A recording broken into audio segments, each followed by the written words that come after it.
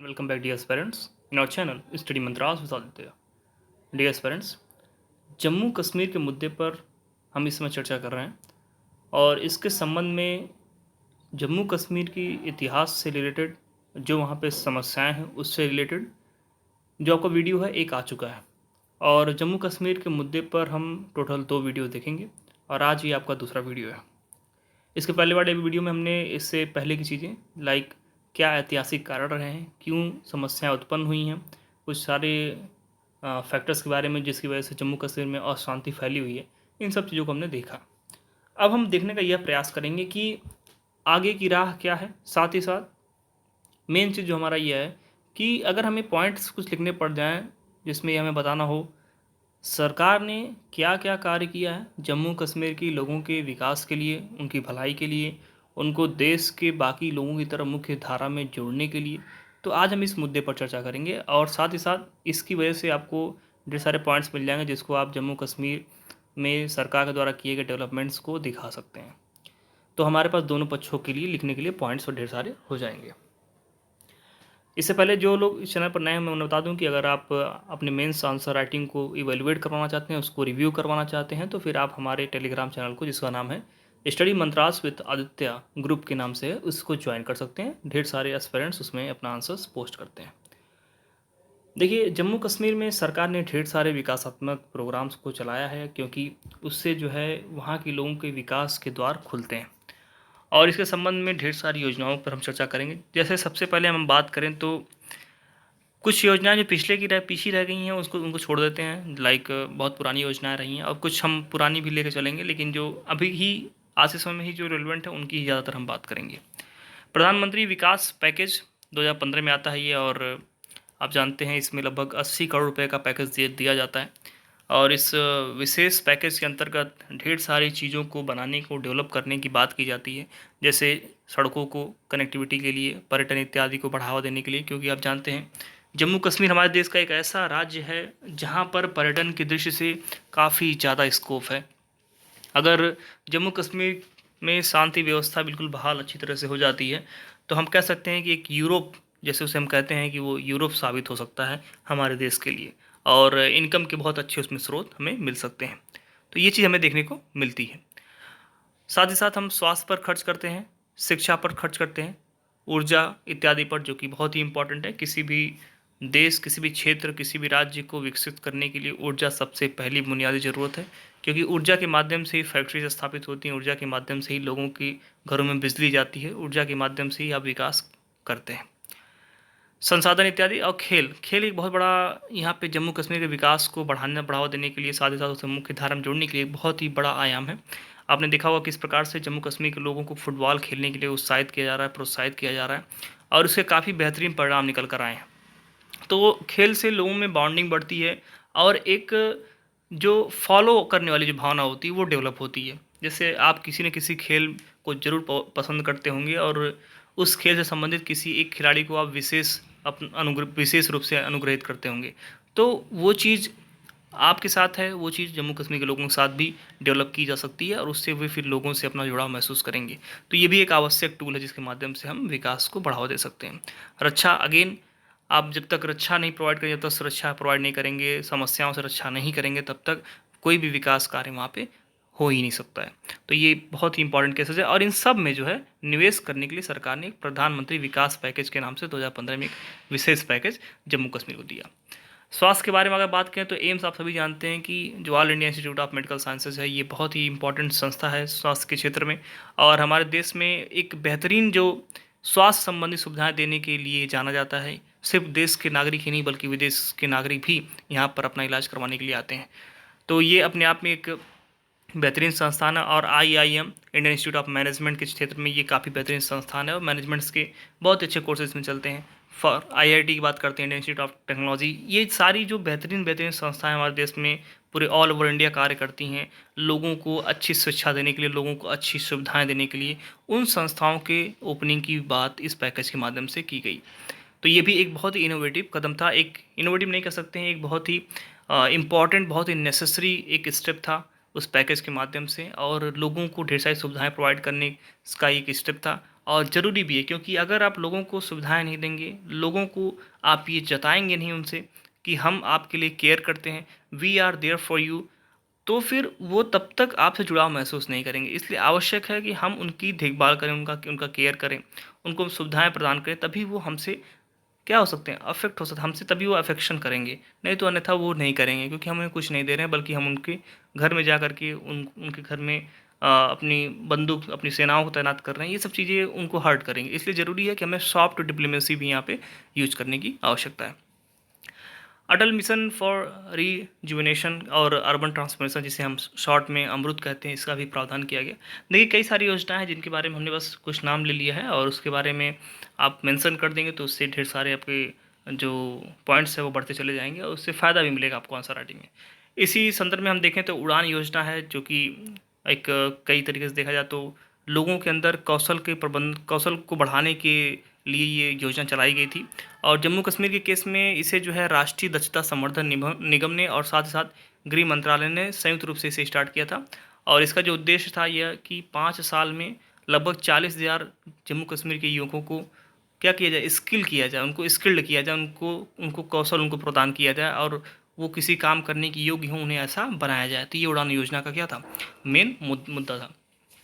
सरकार से विकासात्मक कार्यों के माध्यम से ही जम्मू कश्मीर के लोगों को अपने पक्ष में नहीं करना चाह रहे थे, अपने पक्ष में करने का इन द सेंस कि वो बाकी मुख्य धारा से जुड़ जाएं, बल्कि सरकार प्रशासनिक स्तर पर भी वहाँ के पॉलिटिकल नेताओं सबसे मिलकर भी बातचीत करके सुलझाने का प्रयास, मुद्दों को सुलझाने का, विवादों को सुलझाने का प्रयास कर रही थी। और इसके लिए सरकार ने बाकायदा अपना एक प्रतिनिधि भी भेजा, जिनका नाम था श्री दिनेश्वर शर्मा। और ये कई दिन तक जम्मू कश्मीर में रहे हैं, वहाँ पे कई महीनों तक जम्मू कश्मीर में रहे, और वो लगातार वहाँ के जो लीडर्स हैं उनसे बातचीत करते रहे और विभिन्न मुद्दों को सुलझाने का प्रयास करते रहे।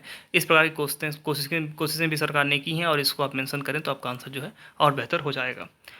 इसका जो उद्देश्य था वो जम्मू कश्मीर के जो निवासी जनप्रतिनिधि थे, चाहे किसी संगठन से संबंधित हों या नागरिक हों, उनके बीच में विचार विमर्श करके और जो भी मुद्दे हैं उसको सुलझा करके एक वांछित परिणाम तक लेकर जाना, एक तार्किक परिणाम तक लेकर जाना, यही इन प्रतिनिधि जो कि दिनेश्वर शर्मा जी थे, इनका एक उद्देश्य था, और भारत सरकार का भी यही उद्देश्य था। देखिए, कोई भी विकास, किसी भी देश का, किसी भी क्षेत्र का विकास महिलाओं के विकास के बिना संभव नहीं है। इसीलिए आवश्यक था यहाँ पे कि महिला सशक्तिकरण के लिए भी कुछ न कुछ कदम यहाँ पे उठाए गए। तो जम्मू कश्मीर की महिलाओं की सशक्तिकरण के लिए, उनके एम्पावरमेंट के लिए उम्मीद परियोजना चलाई गई है। अब मैं आपसे सभी से चाहूँगा कि आप उम्मीद परियोजना और हिमायत परियोजना के बारे में पढ़ें, जानें कि ये क्या है, किस बारे में। जम्मू कश्मीर के बारे में चीज़ों को आप सर्च करें, इससे आप खुद भी इस विषय के बारे में और ज़्यादा नॉलेज गेन करेंगे, और साथ ही साथ आपके अंदर एक हैबिट भी डेवलप होगी कि चीज़ों को हमें कैसे, किस प्रकार से और अच्छे तरीके से देखना चाहिए। युवाओं की क्षमता निर्माण और रोजगार के लिए भी हिमायत प्रोग्राम चलाया गया था, इसके बारे में भी आप थोड़ा पढ़ें, अलग से चीज़ों को देखें, इससे आपके माइंड में क्लियरिटी ऑफ थॉट्स ज़्यादा अच्छे से आएगा। तो इस प्रकार की हमारे देश में जो है योजनाएं चलाई गई। साथ ही साथ भारत दर्शन के माध्यम से राज्य के लोगों का देश के अन्य हिस्सों में रहने वाले लोगों से संपर्क बढ़ाने की परियोजना स्टार्ट की गई। लोग एक दूसरे को जानें और एक जगह की संस्कृति दूसरी जगह की संस्कृति को दिखाई जाए। इससे उस जगह से दूसरी जगह के लोग जुड़ाव महसूस करेंगे, उसके बारे में जानेंगे, बातें करेंगे, तो एक उनके जीवन में ये आएगा कि हाँ, इस जगह के भी लोग ऐसे हैं, ये ऐसे कार्य करते हैं, इस प्रकार उनका कल्चर है। तो ये सब चीज़ें भी एक जुड़ाव के रूप में देखा गया, तो उसको भी इंडक्ट करने का प्रयास किया गया। आप सभी ने आर्टिकल 370 के बारे में बहुत ज़्यादा आप सभी ने धारा 370 के बारे में बहुत सुना होगा। आर्टिकल 370 तो अलग चीज़ है। और साथ ही साथ आपने सभी ने आर्टिकल 35A के बारे में बहुत सुना होगा। तो धारा 370 और अनुच्छेद 35A ये क्या है, इनके बारे में भी आज हम जान लेते हैं। हालांकि अभी ये एग्जिस्ट नहीं करते हैं, लेकिन फिर भी हमें इतिहास तो पता होना ही चाहिए।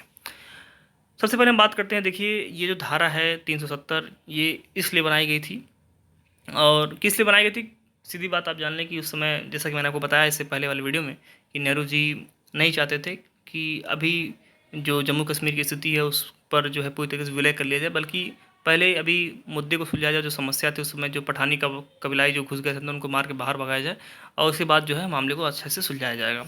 तो इसीलिए धारा 370 के माध्यम से विशेष स्टेटस जो दिया गया जम्मू कश्मीर को।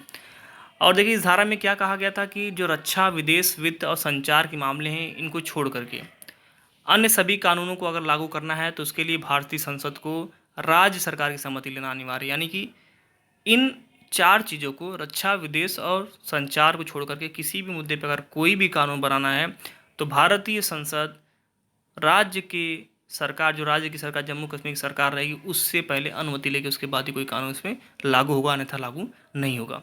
ये बात विलय के दस्तावेजों में विनिर्दिष्ट की गई है, विलय के दस्तावेजों में बताई गई है। तो ये चीज़ जो है एक खास बात है धारा 370 के साथ जो कि जुड़ी हुई है, और यही जम्मू कश्मीर को एक अलग सा अनुभव करवाती है। बात अगर हम करें अनुच्छेद 35A की, तो देखिए भारतीय संविधान में जो समय के राष्ट्रपति थे डॉक्टर राजेंद्र प्रसाद, इनके आदेश पर 1954 में इसे जो है जोड़ा गया था। और इसके अनुसार कुछ विशेष प्रावधान जम्मू कश्मीर के नागरिकों के लिए किए गए। जम्मू कश्मीर की सरकार के माध्यम से क्या प्रावधान थे? जम्मू कश्मीर विधानसभा जो है राज्य के नागरिकों को नागरिक तय करने का अधिकार उसके पास आ गया, यानी कि कौन जम्मू कश्मीर का नागरिक होगा, कौन नहीं होगा, ये उसके पास अधिकार था। सरकारी नौकरी देने का अधिकार मिल गया कि किसे सरकारी नौकरी दी जाएगी, किसे नहीं, यानी कि क्या जम्मू कश्मीर के बाहर के लोगों को भी सरकारी नौकरी दी जाएगी जम्मू कश्मीर के अंदर या नहीं दी जाएगी, इसका अधिकार भी आर्टिकल 35A के माध्यम से जम्मू कश्मीर विधानसभा के पास आ गया।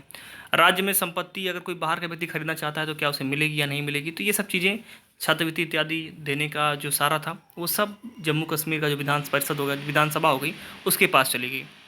तो एक प्रकार से हम कह सकते हैं कि एक जो जम्मू कश्मीर के लोगों को जो है बाहर की दुनिया से तो काट दिया गया पूरी तरीके से। बाहर के लोग यहाँ पे अस्थायी रूप से कोई कार्य नहीं कर सकते थे, ज़मीन नहीं ले सकते थे, और साथ ही साथ सरकारी नौकरी नहीं कर सकते थे, नागरिक नहीं बन सकते थे। तो ये सब चीज़ें वहाँ पे की गई थी आर्टिकल 35A के माध्यम से।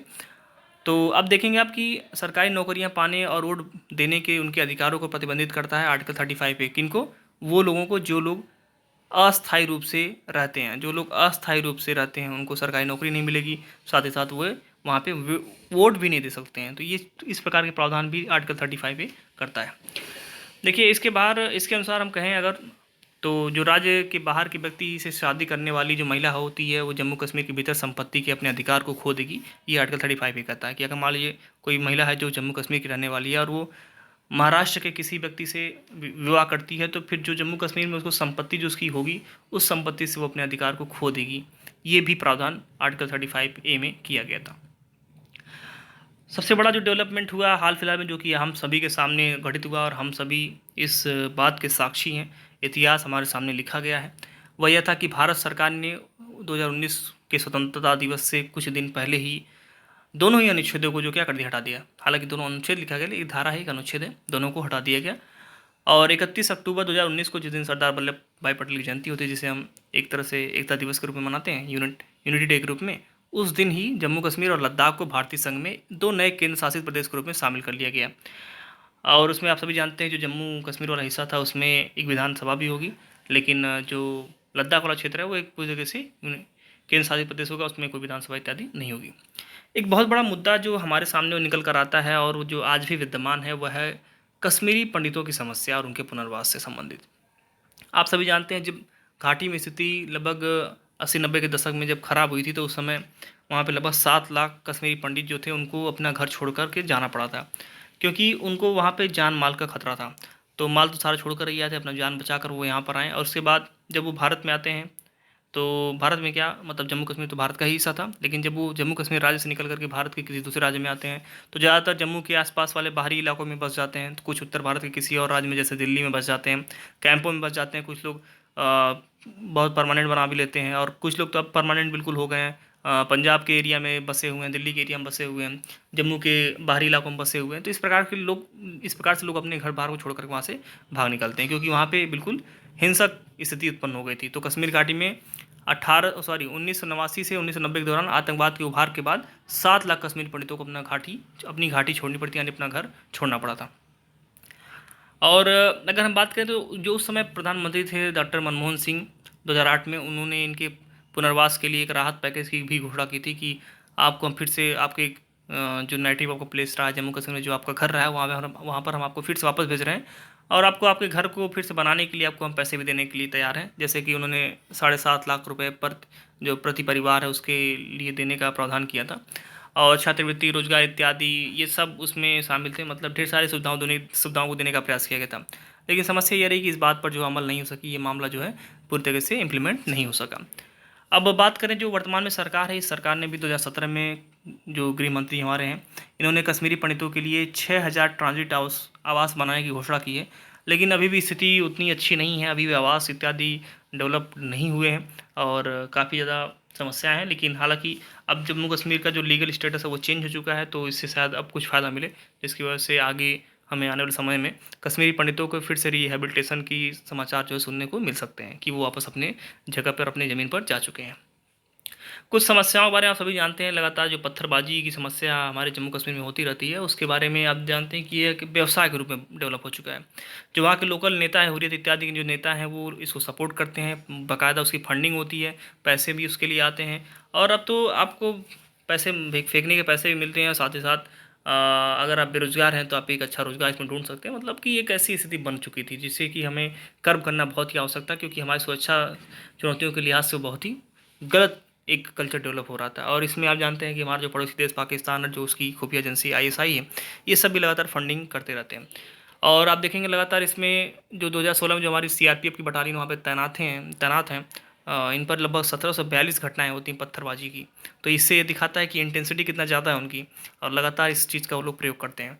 पायलट गन का मामला आप सभी जानते हैं कि पायलट गन का प्रयोग तब किया जाता है जब भीड़ बिल्कुल अनियंत्रित हो जाती है, और उससे बचने के लिए जो है जो सुरक्षा बल होते हैं इस प्रकार के गनों का इस्तेमाल करते हैं। और भीड़ को नियंत्रित करने के लिए एक गैर घातक हथियार है, और तथा इसके कुछ और भी तरीके हैं जिसके माध्यम से हम भीड़ को नियंत्रित करते हैं, जैसे कि आंसू गैस या मिर्च पाउडर का छिड़काव कर देना। इससे भी लोगों को नियंत्रित किया जाता है। पायलट गन के बारे में इसलिए मैंने बताया आपको क्योंकि ये मुद्दा बहुत ज़्यादा हाईलाइटेड हो गया था। और इस दरअसल इसके बारे में ये कहा जाता है कि अगर पायलट गन दूर से मारा जाए तो उससे समस्या नहीं होती हैं, लेकिन अगर आप इसे बहुत नज़दीक से अगर आप इसे हिट करते हैं तो फिर ये थोड़ा-सा घाव करता है। और खुदा न ख़ास्ता अगर ये आँख के पास, जो कि आपकी बहुत ही नाज़ुक हिस्सा होता है आपके चेहरे का, अगर उस पर कहीं लग जाता है तो आँख को डिस्टर्ब कर सकता है ये। तो इस प्रकार की भी समस्याएँ इससे होती हैं। तो ऐसे कई केसेस आए हैं जिसकी वजह से मामला ये कोर्ट में जाता है, तो सर्वोच्च न्यायालय में मामला जब ये जाता है तो 2017 में सर्वोच्च न्यायालय कहता है कि भाई पायलट जो है आक्रमण के कारण सुप्रीम कोर्ट ने पैलेट की आक्रामकता के कारण सुप्रीम कोर्ट ने इसके स्थान पर अन्य असरदार उपायों को आजमाने की बात की। सुप्रीम कोर्ट कहता है कि इसके जगह पे आप कुछ अन्य जो वैकल्पिक चीज़ें हो सकती हैं उसको आप अपनाएं, और ये ज़रूरी भी है। तब से जो है सुरक्षा बलों ने प्लास्टिक गोली के इस्तेमाल की बात कही, यानी कि हम प्लास्टिक की गोली का इस्तेमाल करेंगे। एक आपने इंसिडेंट और देखा होगा, काफ़ी हाईलाइट हुआ था कि एक मानव शील्ड का प्रयोग किया गया था। जो इंडियन आर्मी के एक मेजर थे, लितुल गोंगई करके, और अप्रैल 2017 की ये बात है। उन्होंने अपने आप को बचाने के लिए एक जो वहाँ का उग्रवादी था उसको अपने जीप पर उन्होंने आगे बांध दिया था, और फिर पत्थरबाजों से बचने के लिए उन्होंने तरीका अपनाया था। हालांकि बाद में उनको कोर्ट मार्शल हुआ, तो ये गलत कदम था, क्योंकि इस तरह के कदम उठाने से जो हमारे सुरक्षा बलों की जो इमेज है वो ख़राब होती है, और कहीं ना कहीं एक मानवाधिकार के प्रति भी उल्लंघन साफ साफ होता है। तो ये ऐसे कदम नहीं उठाने चाहिए। देखिए, आप लोग भी कोई भी अगर इस तरह के कभी भी अगर सीआरपीएफ वगैरह इत्यादि में अगर ज्वाइन करते हैं, या फिर कभी भी आप पुलिस यूनिफॉर्म पहनते हैं, या फिर कोई भी सर्विस में आप जाते हैं, तो इस प्रकार के कदम को उठाने से बचें, क्योंकि इस प्रकार के कदम हमारे लिए सही नहीं है। तो इन बातों को भी हमने थोड़ा सा ध्यान रखा। तो डीएस फ्रेंड, हमने देखा, पूरी बातें देख ली हमने जम्मू कश्मीर के इशू में, और सारी बातें मैंने आपको बता दी हैं। आई होप कि अब आपको जम्मू कश्मीर के संबंध में कोई समस्या नहीं रहेगी, सारी चीज़ें क्लियर हो गई होंगी। अब जो हमारा अगला टॉपिक होगा वो हमारा होगा नॉर्थ ईस्ट में जो इंसर्जेंसी चलती है उसके बारे में हम चर्चा करेंगे, उत्तर पूर्व में, यानी कि पूर्वोत्तर के बारे में। और उसके बाद फिर हमारा नक्सलवाद एक टॉपिक रहेगा, तो उस चीज़ों को भी हम डिस्कस करेंगे। ये सारे टॉपिक्स बहुत ही इंपॉर्टेंट है, एक लंबे समय तक ये चलने वाली चीज़ें हैं, तो इसे आप जरूर इसे ध्यान से अच्छे से देखिएगा। तो डियर फ्रेंड, ये हमारा आज का वीडियो। आई होप कि आपको वीडियो पसंद आया हो। इसके बाद हम मिलते हैं अपने अगली वीडियो में, तब तक के लिए नमस्कार।